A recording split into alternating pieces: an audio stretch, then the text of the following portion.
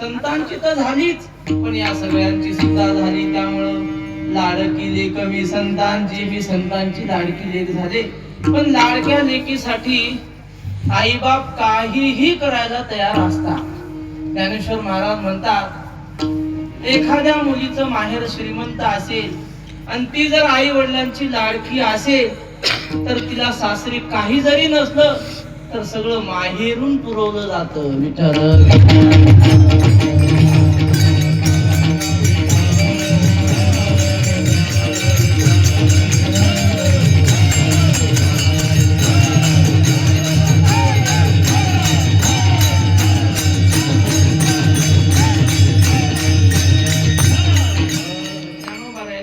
अध्यायाच्या सुरुवातीला लिहिलं. ज्ञानोबाराय म्हणतात, तरी अवधान ऐकले तिचे, मग सर्व सुखाशी पात्र होईजे.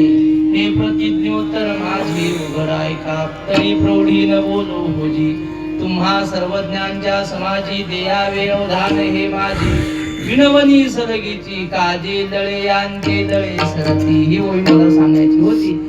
काजे लळे यांचे लळे सरती, मनोरथांचे मनोरथ पुरती. जरी माहेरे श्रीमंते होती तुम्हा ऐसी. ज्ञानेश्वर महाराज म्हणतात, मुलीचं माहेर श्रीमंत असलं तर ह्या मुलीच्या अपेक्षा संपतात, पण बापाची देण्याची भावना संपत नाही. तो म्हणतो, तुला किती द्यायला तयार आहे, काही माग. ती म्हणती, बाबा आता काही नको, माझ्या जीवनातल्या सगळ्या इच्छा पूर्ण झाल्या. असं आई वडील श्रीमंत असले तर मुलीच्या जीवनात अशी परिपूर्णता येते. तसं तुकाराम महाराज म्हणतात, माझे आई वडील म्हणजे माझी आई ज्ञानेश्वर महाराज ते श्रीमंत आहेत. किती श्रीमंत आहेत? त्यांच्या दारात सोन्याच्या पिंपळाचं झाड आहे.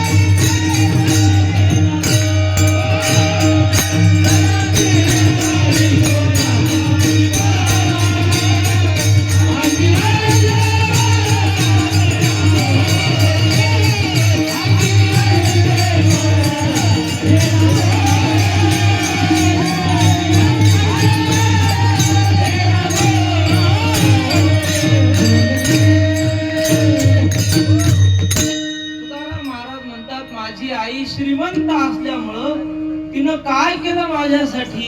लग्नाच्या वेळी माझ्या हातात चुडा भरला, पण तो चुडा इतर लोक भरतात तो चुडा फुटून जातो, पण माझ्या आई वडिलांनी न फुटणारा चुडा हातात भरला, म्हणजे सोन्याचा चुडा भरला.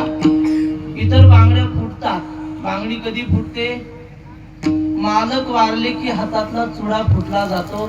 तुकाराम महाराज संकेतानं सांगतात की मला असा पती करून दिलाय की तो कधी मरतच नाही. त्याला अक्षयी म्हणतात. अक्षयी, अक्षय म्हणजे न फुटणारा. अक्षय या शब्दाचा अपभ्रंश अखई झाला. मग असा न फुटणारा चुडा माझ्या हातात भरला असं महाराज अभंगाच्या दुसऱ्या चरणात सांगतात.